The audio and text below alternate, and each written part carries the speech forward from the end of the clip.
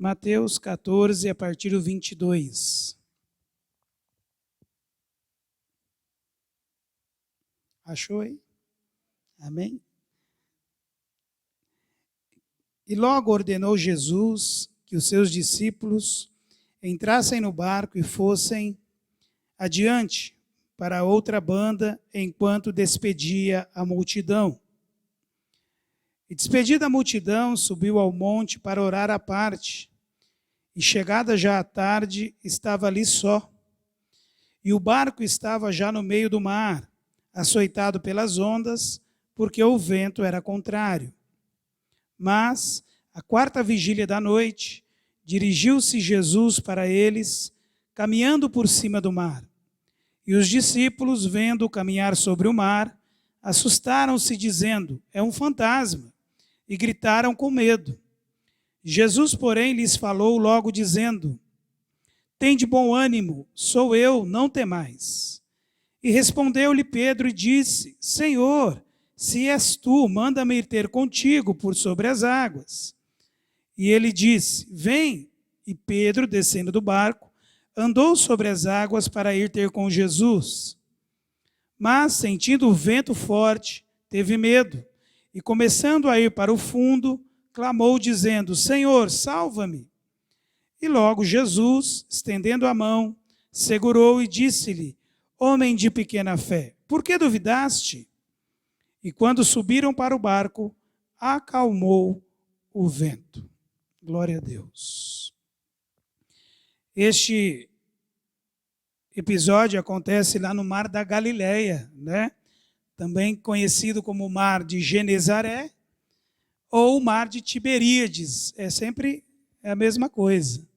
Não era um mar de água salgada, de água doce. Era conhecido como mar porque era extremamente extenso, né? 21 quilômetros hoje, né? Não sei naquele tempo, mas 21 quilômetros de comprimento, como daqui em Campinas, né? E 13 quilômetros de largura. Por isso era considerado e é considerado um mar, né? Um mar de água doce. Jesus aqui, ele vem da multiplicação dos pães e dos peixes, e antes disso havia acontecido a morte de João Batista. João Batista havia sido decapitado. E Jesus estava procurando ficar sozinho.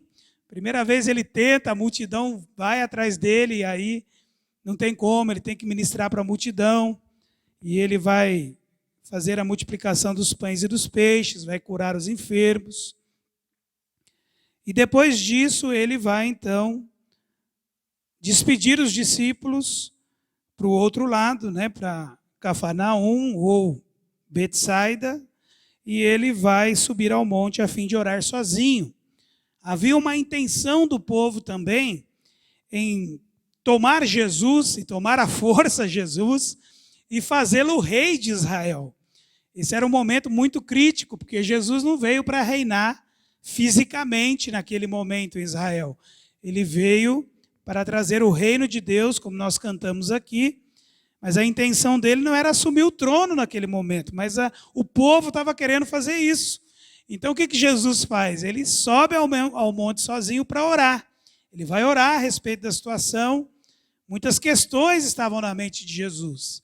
Morte de João Batista, que era um homem querido, e também essa intenção do povo em fazê-lo rei.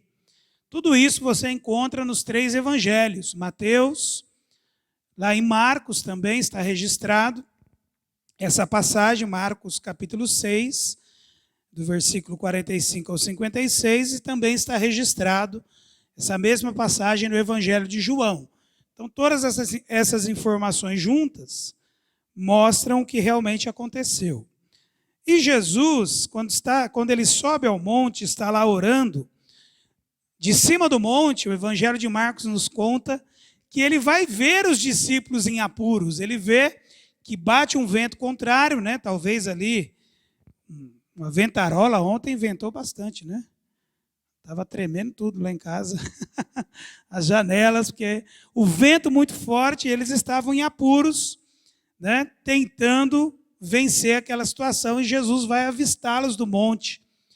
Mas Jesus vai descer do monte na quarta vigília da noite, que era por volta de 3 da manhã, entre 3 e 6 horas da manhã, era o horário que Jesus desce e vem andando por sobre as águas. O Evangelho de João nos registra para nós que Jesus andou por volta de quase 5 quilômetros sobre as águas. O Evangelho de Marcos afirma que Jesus estava no meio, o barco estava no meio do mar da Galileia. Se tem 13 quilômetros de extensão, então Jesus andou entre 5 e 6 quilômetros sobre as águas. E quando eles estão naquele apuro, naquela situação difícil, eles veem lá Jesus vindo, andando sobre as águas. Ficaram com medo, pensaram que era fantasma, sei lá, um vulto, o que é aquilo? Não é comum, né? Ver gente andando sobre as águas, é comum? Se tiver de prancha, beleza, jet ski, né? Lancha, beleza, mas a pé. E eles assustam, começam a gritar. E o versículo 27, que é o centro, é o tema da nossa mensagem nessa manhã, Jesus diz assim, se você puder acompanhar comigo, Mateus 14, versículo 27. Jesus, porém, lhes falou logo dizendo, o que ele diz?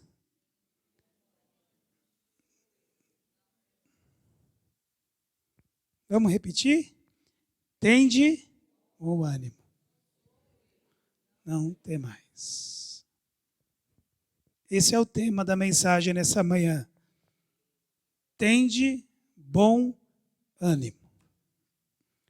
A palavra ânimo, ela, na origem latina, vem de animus, e significa não a parte material do homem, mas a parte emocional. A palavra ânimos é a mesma que a palavra alma. Então fala de sentimentos, fala de um estado emocional. Estado emocional.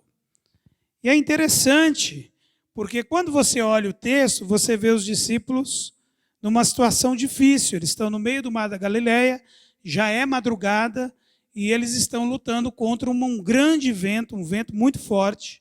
Estão tentando ali sobreviver. Então, o estado emocional dos discípulos, apesar de alguns serem pescadores experientes, conheciam, né, esse momento, é extremamente preocupante. Não sei se já contei para vocês, mas uma vez fui fazer um passeio lá em Maranduba. Está falando de Maranduba hoje, né, pastor? E eu estava lá, eu, minha esposa, meu sogro e minha sogra.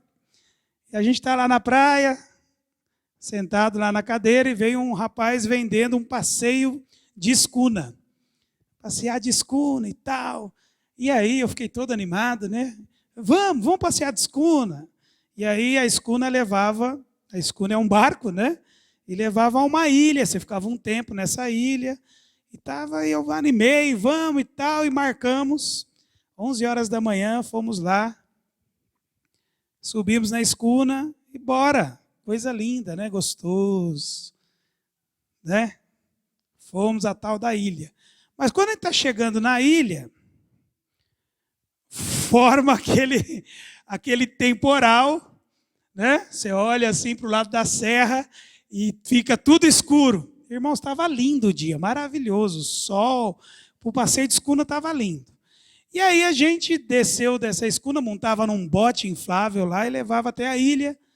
Na ilha só tinha um banheiro e um puxadinho lá que eles serviam algumas coisas.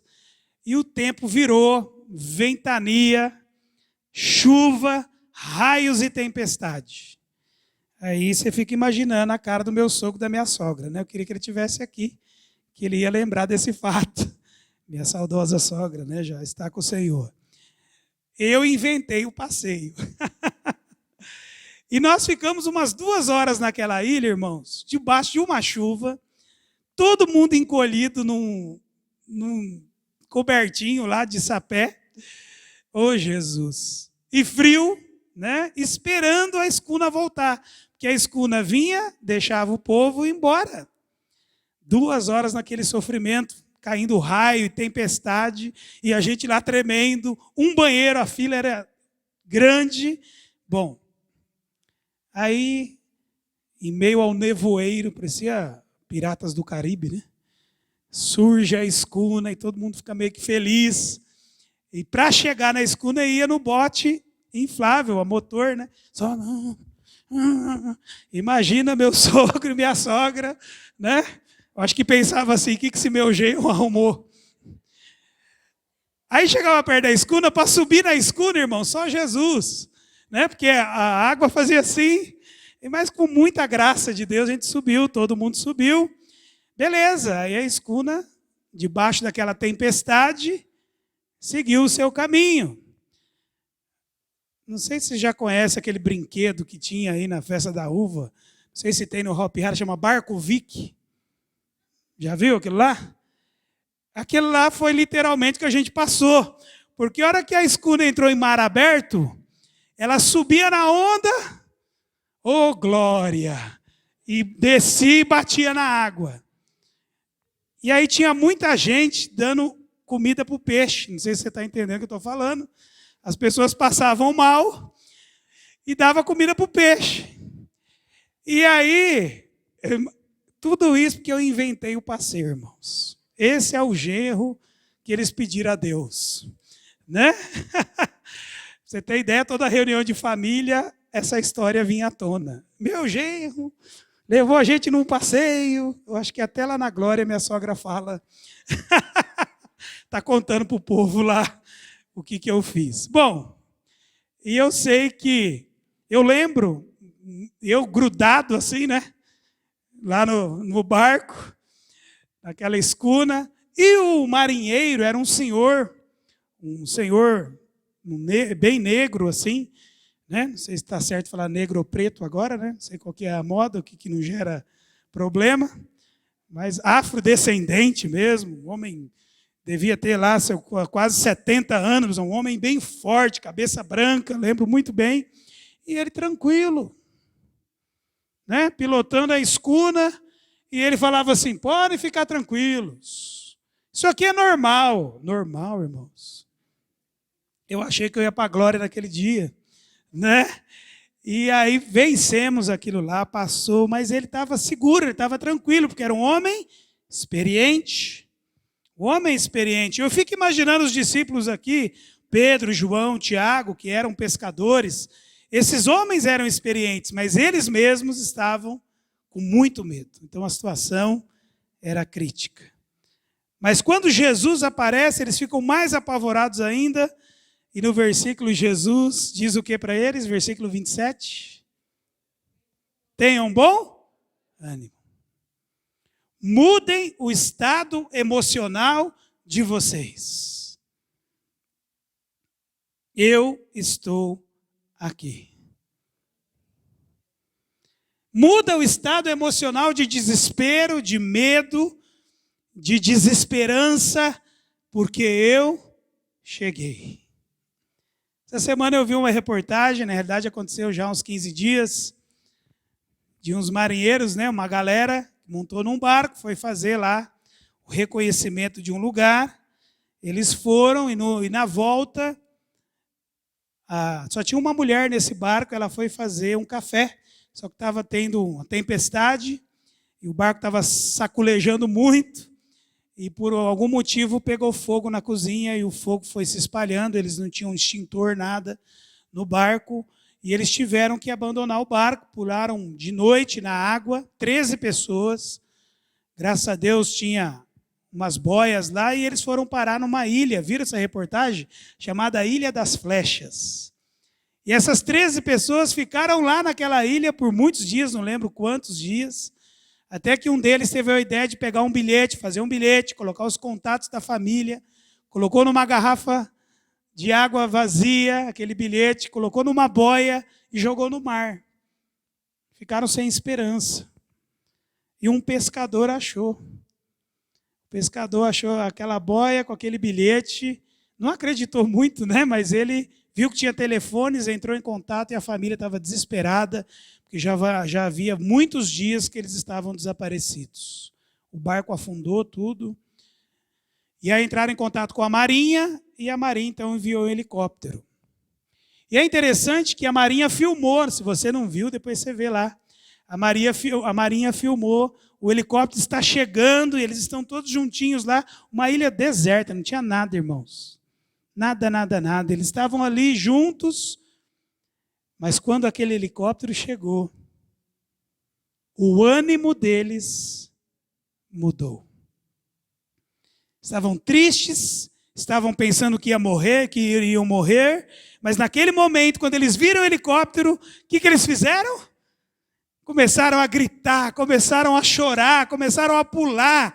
O ânimo mudou, porque chegou alguém. Isso é interessante, irmãos, como que o ânimo nosso muda quando chega alguém, depende da situação, né? É interessante isso. Você está lá no ponto de ônibus atrasado, quando o ônibus vem, o seu ânimo muda, não muda? Você está numa fila do consultório, ou numa fila do banco, e tem um monte de gente. Aí você recebe uma senha, não é assim? E você está lá, desanimado. Mas quando vai chegando o número da sua senha, o que acontece? O ânimo. Pode ser que quando você estava lá com a senha número 100, tinha 100 pessoas na sua frente, você estava reclamando. Essa fila não anda.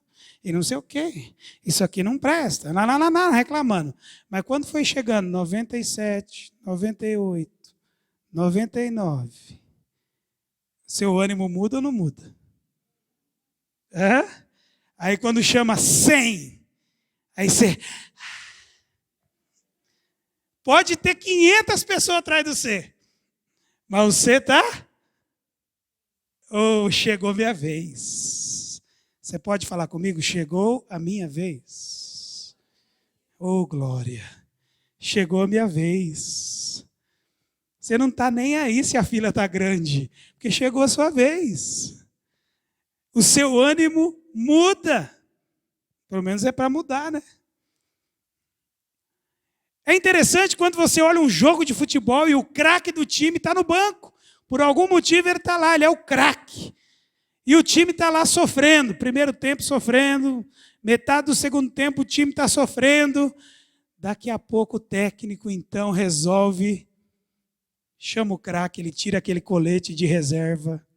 O que acontece com a torcida? Boa, Jane. Por quê? O craque vai entrar.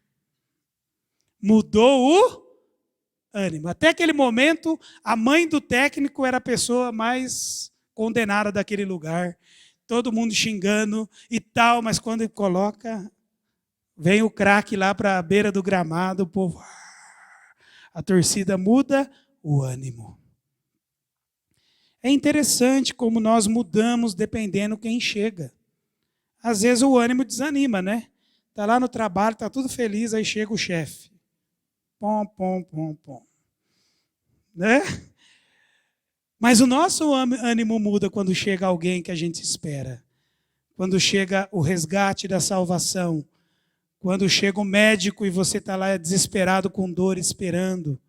Quando alguém foi preso, você não, mas quando alguém é preso e chegou o advogado, né? O ânimo muda.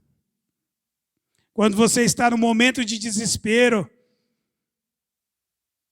e chega o socorro, bateu o carro, está lá escuro e chega o socorro. Vou contar mais uma que eu aprontei. Uma vez fui pregar lá em Santos. Oh, glória! E eu tinha comprado um carro naquela época, novinho, zerinho, oh, glória, 48,60 prestação, nem lembro. Né? Só Jesus pagar aquele carro, nunca mais faço isso. E aí, na minha cabeça, esse carro é econômico. Fui lá em Santos, tal, fui lá na igreja do irmão do Bispo Souza, preguei, foi uma benção, a glória desceu. Eita, a gente está vindo embora depois do culto no domingo à noite, e o tanque do meu carro estava na metade. E eu, todo feliz, carro novo, né?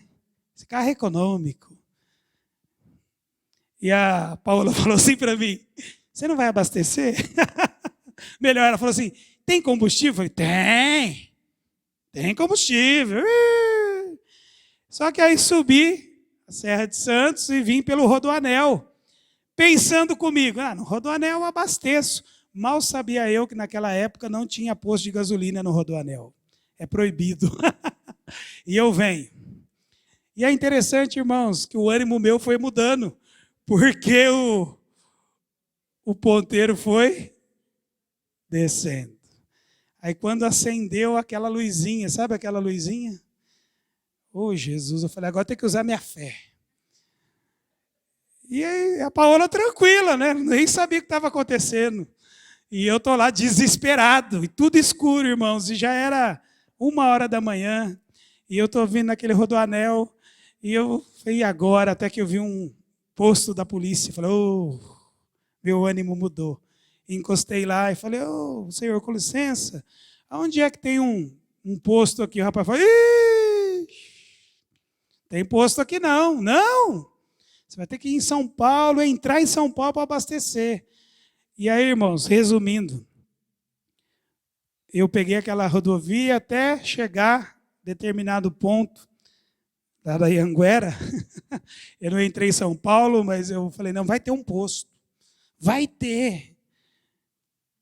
Até encontrei um, estava fechado. Quando eu peguei a Anhanguera, um posto de gasolina, fechado. E aí acabou o combustível na Anhanguera, num lugar escuro, um breu. Ainda bem que a minha mulher é de Deus, ela olhou para mim. E agora? Eu falei, bom, amém, né? Não tinha o que fazer, irmãos. Graças a Deus, tinham aquele telefoninho, sabe aquele telefoninho? Peguei ele, e aí me atenderam, e veio o socorro da rodovia, e o guincho me levou até Jundiaí, num posto para eu abastecer. Nunca mais. Mas o meu ânimo mudou várias vezes naquela viagem, pela imprudência. Mas quando eu vi aquele guincho chegando, glória a Deus. Jesus, porém, lhes falou logo dizendo, tende bom ânimo, sou eu, não tenham medo.